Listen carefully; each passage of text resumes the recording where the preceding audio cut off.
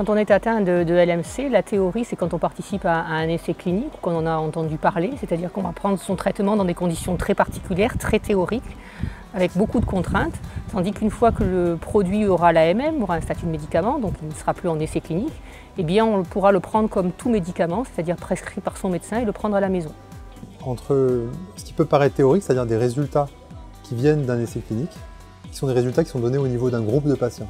Un groupe de patients qui a reçu le produit ou le placebo, ou un produit nouveau contre un produit standard, on nous donne des différences en termes de moyenne pour les deux groupes. Dans la vraie vie, quand vous êtes médecin, vous passez à l'échelon individuel. Et là, les résultats n'ont pas la même signification. Donc on peut imaginer qu'un produit ne marche pas pour un groupe de patients en moyenne, mais qui pourrait avoir un intérêt pour un patient individuel. Ou au contraire, que malgré l'effet au niveau du groupe, retrouvé au niveau de ces deux comparaisons, on ne le retrouve pas auprès d'un patient. C'est très difficile d'expliquer ça aux patients, mais ça c'est vraiment la vraie vie au niveau médical.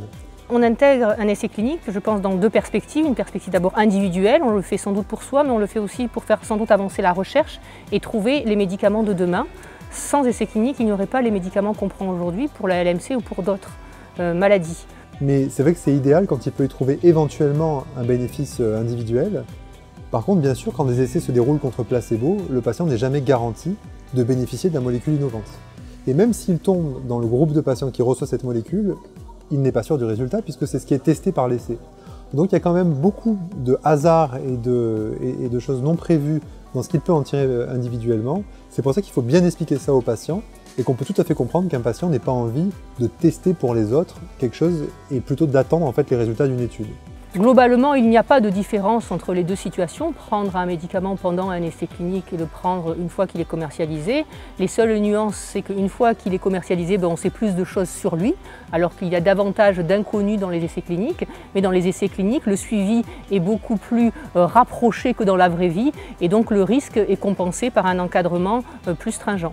On se réjouit qu'un produit devienne médicament parce que ça veut dire qu'il a montré la preuve de son efficacité, la preuve de sa bonne tolérance, mais comme vous le dites très justement, sur un nombre limité de patients. Donc par la force des choses, on n'a peut-être pas tout vu sur ce produit et sur ses potentiels effets indésirables et surtout sur sa potentielle interaction avec d'autres médicaments que le patient prend. Donc c'est vrai qu'il est important de devenir médicament, il est important de le rester et d'étudier toutes les variations que l'on peut observer et surtout d'en parler avec son médecin.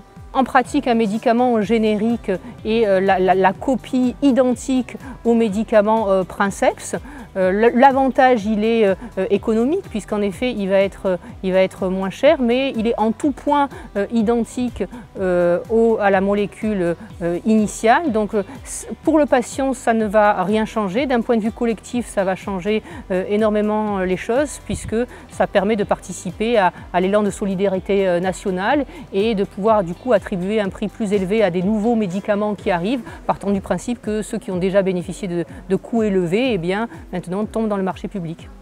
En termes de dosage, dans l'absolu, il n'y a pas de changement attendu puisque des études au préalable sont exigées pour les génériques pour que l'on vérifie en effet que les concentrations dans le sang sont identiques ou quasiment identiques. Je m'explique sur le quasiment identique. Il peut y avoir des toutes petites différences mais qui sont sans conséquences cliniques pour le patient, comme le fait de prendre par exemple 2 boîtes différentes de médicaments Princeps. Très souvent, le contenu des gélules n'est pas le même et donc ces petites variations n'ont pas d'impact chez le patient. Si on pense qu'elle en a, c'est souvent et la plupart du temps lié à d'autres médicaments que l'on a pris en parallèle et qui ont causé des interactions et donc des concentrations différentes.